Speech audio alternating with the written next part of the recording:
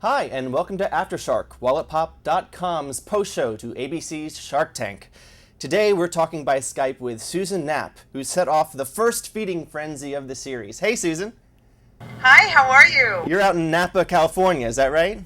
I am. Land of grapes and great wine. And pears, I might add, because... And great food. That's how you managed to get the sharks in such a tizzy. You offered them, essentially, your cinnamon pear preserves and the company that goes along with it. Absolutely. Now, you wouldn't think that that would cause such a feeding frenzy, but you brought in a few samples, and I think after they tasted it, they were all in. We make very, very good quality products, and everything's all natural. We use predominantly organic ingredients, and everything is very, very tasty. Well, it must be, because right off the bat, Kevin O'Leary wanted to give you $500,000 for 70% of your company. And then after that, it just was going so quickly, it was hard to keep up. Damon John wanted to give you $500,000 for 51%. And then Kevin Harrington jumped in for 50% would give you $500,000. And then Robert Herjavec also wanted in on that deal. So pretty soon you got four of the sharks cutting each other's deals and trying to beat each other to the deal. It was a little scary. Yeah, well, tell me about that. I mean, you handled it very well, but were you terrified? Yeah, I was, because I certainly, their offers were more than I wanted to give up of the company. How do you pick who would be the best partner in a situation like that? And to have to be on your feet and answer and make the right decision, it was a little terrifying. Well, it's interesting that you did get them down to the point where they would share the company with you. Therefore, you will have a hand in future decisions, because the deal you took was with Kevin and with Robert. They have 50% jointly, and you have the other 50%. Is that right? Correct. So you all get together in a room now and talk about the decisions for this company? Well, we actually made a few modifications. Mr. Herjavec stepped aside, and he was going to be predominantly just funds. And where Kevin was going to have a more hands-on assistance with the growth of the company. So we decided it would be in best interest that if we just proceeded just the two of us. Well, it's actually a pretty good fit, because he's really good at marketing on television. Has he already begun to work for you in that arena? Are you ready for this? Yeah. We are on the Home Shopping Network next Tuesday. See, now this sounds fantastic. And as you told the Sharks, $700,000 in sales, 650 stores at the time selling these things, and yet you weren't able to find a loan. You can't get financing from a bank or somebody else.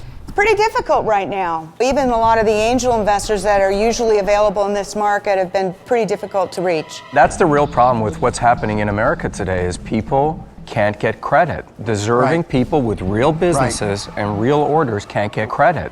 So did you feel like going to the Shark Tank was sort of a last resort for you? Yes, I did. Yes, I did. I had a few other options on the table, but I thought, what the heck? I watched Dragon's Den, and I thought, well, I think I can do that. Well, it was interesting that, they started trying to get more of your company than you were willing to give. Do you feel like sometimes the Sharks try to press their advantage and take companies away from people? You managed to get out of it sort of on equal footing with them. I don't know that they really want to take people's companies away from them, but I think when they're putting up the funds, they want to make sure that they have enough say in what goes on. I've seen situations where maybe people get a lot of money and they don't manage it as well as they should have. They had something that you needed to have, and so therefore they can call the deal.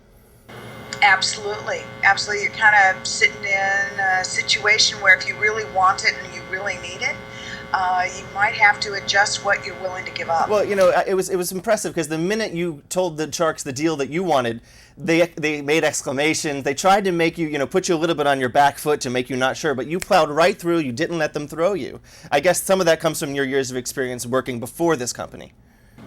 Right, definitely. I mean, I've learned so much in my past experiences, and I had my own cooking school for 5 years, and I had, I catered, so I did a lot of other things where you get put on the spot sometimes, and I don't know, I just tried to do the best I could do because there was no do-overs. Yeah. Speaking of no do-overs, if you hadn't gotten this money from the Sharks, how long do you think it would have been till you ran into some real trouble with a perfect pair?